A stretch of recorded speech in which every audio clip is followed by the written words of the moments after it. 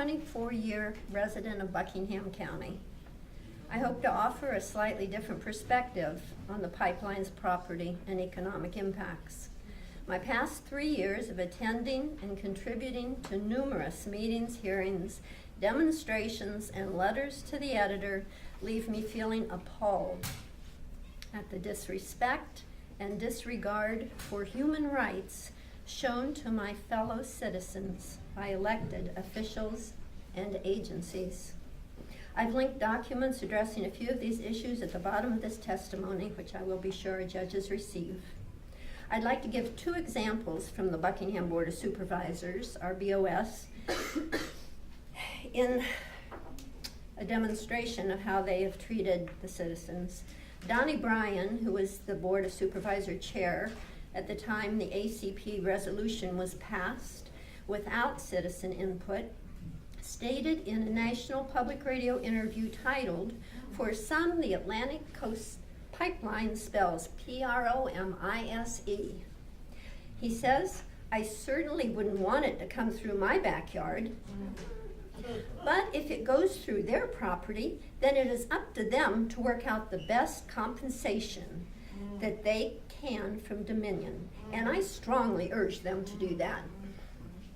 Cassandra Stish, our District 5 representative for Yogaville and the surrounding area, told commenters at a regular BOS monthly meeting before she was replaced that they needed to just suck it up because the ACP was going to happen. I question the capability of these public servants to access their moral compass when responding to people over profit. The Keylog Economics Report on the economic impact of the ACP on Buckingham forecasts millions of dollars of loss to property and to the ecosystem. And I'll just mention a few of these figures, there's many of them. But the baseline property value at risk and the expected one-time cost from the ACP near the compressor station would be $4.9 million, and the one-time cost during construction would be $1.2 million. Total property value effect loss would be between $5.1 and $7.2 million. Lost ecosystem service value, such as for water, air purification, recreational benefits, and others, over the 2-year construction period would be between $3.7 and $13.6 million. Annually for the life of the ACP, it will be between $1.1 and $4 million. And there are many other numbers. The one-time costs of property value and ecosystem services during construction would be between $8.8 and $20.8 million.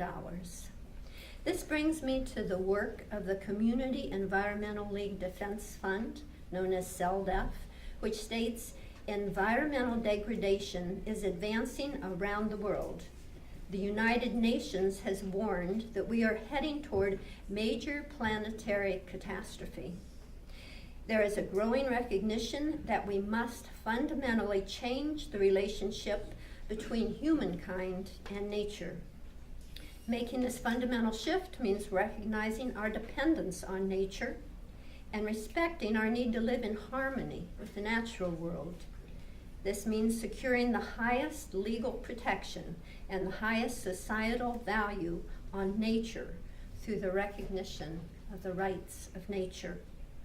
In closing, I quote Martin Luther King Jr., "Cowardice asks the question, is it safe? Expediency asks the question, is it politic? Vanity asks the question, is it popular? But conscience asks the question, is it right?" And there comes a time when one must take a position that is neither safe, nor politic, nor popular, but one must take it because it is right.